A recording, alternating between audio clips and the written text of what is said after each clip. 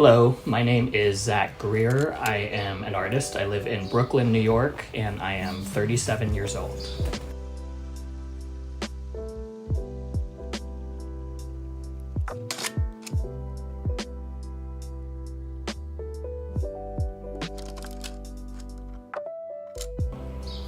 My day job, I work at a bookstore. I've been there almost 3 years now.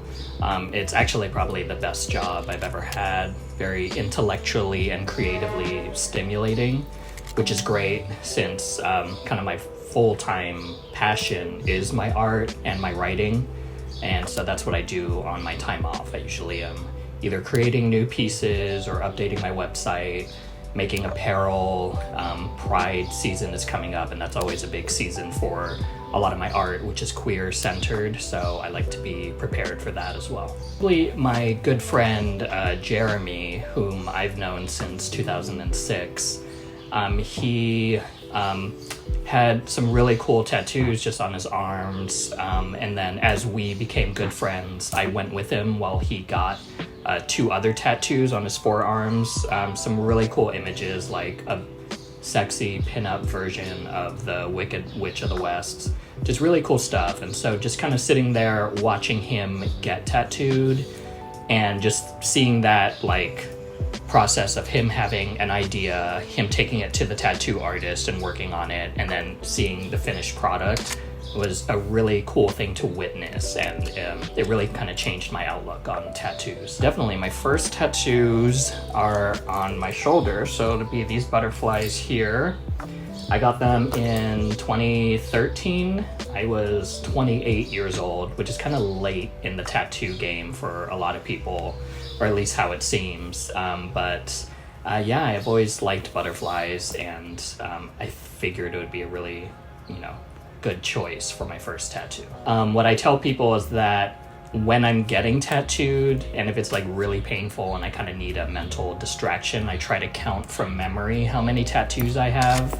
It doesn't usually work. I get mixed up and I forget some, but it does end up being a good mental exercise for me. But it's definitely above 50. That's what I know for sure. What I tell people is that you kind of overthink your first few tattoos. You really want it to have some huge meaning or some huge backstory, and then the further along I go, honestly, it's like, if it looks cool, sure, why not, I'll slap it on. Some I'm really close to, like Slain right here on my thumb. That's the name of the novel I'm working on. The letters on my fingers are my parents' initials. Otherwise, like I said, I love butterflies, so I've got them here, I've got them here. The Chariot, Tarot. You could look up what tarot card you are if you type in your info, so I thought that was cool. But yeah, a lot of them are just kind of, aesthetically pleasing, so I said, sure, why not? As I started to really lean into getting heavily tattooed, I don't think I necessarily got different reactions other than just, oh wow, he must be cool, he has tattoos. And, I'm not going to complain about that, that's fine. Oddly enough, my dad, when he first saw me with a lot of tattoos, he said, I always had a feeling you would get tattoos, ever since you were a teenager. And I thought that was so wild because as a teenager, I didn't really have a relationship with tattoos. I didn't really think anything of them. I didn't really want them. If anything, I was more interested in piercings. So the fact that my dad kind of intuited that I would be really into tattoos was pretty wild. He did say, maybe you shouldn't get some on your head, but then I got some on my head, so, what are you gonna do? I absolutely would get tattoos. This journey has really been a way for me to connect with my body. As just existing, especially in America, there's nothing but beauty standards being thrown at us, and basically all the ways that we're not enough and ways that we need to strive to have this ideal body that doesn't exist. So honestly, the more tattoos I got, the more in tune I got with my own body, because you kind of have to, you're discovering where you want things, and so you're forced to really reflect and, look over your body.